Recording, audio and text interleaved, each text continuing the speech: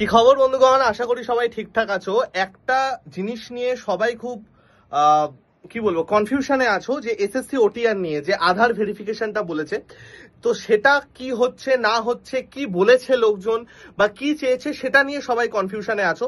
তো সেই কনফিউশনটাই আমি দূর করে দিচ্ছি, এবং একটা যেটা জিনিস, এইটা নিয়ে একটা কমপ্লিট ভিডিও সেশন অপূর্ব স্যার করে দিয়েছেন।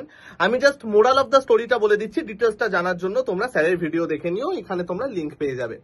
নাম্বার ওয়ান, যারা পুরনো ক্যান্ডিডেট যারা আছো, ধরো এমন কেউ আছো যারা 10th 12th পাস করেছো, এখন গ্র্যাজুয়েশন কমপ্লিট হয়েছে, এরকম যদি কেউ করে থাকো, তাহলে 31শে মে এর আগে দেখবে তোমরা লগ ইন করার পর একটা এডিট অপশন দিচ্ছে, সেখানে গিয়ে তোমরা এডিট করে নিতে পারো। সেটা তোমার ফোন নাম্বার হতে পারে, মেল আইডি হতে পারে, তোমার যোগ্যতা হতে পারে, সমস্ত কিছু। এটা গেল নাম্বার ওয়ান। নাম্বার টু, যদি কেউ আগে রেজিস্টার করে থাকো এবং আধার নাম্বার দেওনি, আগে আমাদের আধার নাম্বার দিয়ে রেজিস্ট্রেশনটা অপশনাল ছিল, তো যদি এমন কেউ থাকো যে আধার হয়নি বা আধার দেওনি, তাহলে কিন্তু ভাই সেটা হবে না।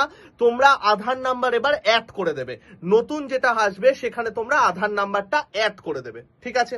নাম্বার থ্রি, যারা ওল্ড ক্যান্ডিডেট কিন্তু আধার নাম্বার দিয়েই রেজিস্টার করেছিলে, যখন তোমরা রেজিস্ট্রেশন করেছিল তখন আধার নাম্বার পুট করা ছিল, তাহলে আর তোমাদের নতুন করে কিচ্ছু করতে হবে না, কোনো রকম চেঞ্জেস এর দরকার নেই, কোনো রকম আপডেটেশনের দরকার নেই, যা করেছো সেটাই এনাফ, ঠিক আছে ভাই। নাম্বার ফাইভ, এইবার থেকে যারা রেজিস্টার করবে জুন মাসের পর থেকে, তাদের কিন্তু ভাই আধার নাম্বার দিয়েই রেজিস্টার করতে হবে, আর কোনো অপশন নেই।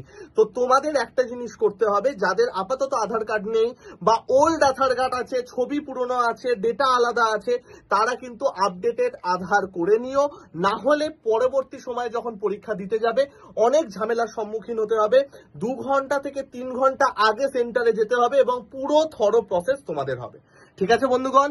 এই হচ্ছে ডিটেলস গল্প, তোমরা সবাই ব্যাপারটা জেনে নিও এবং দেখে নিও। আসছি।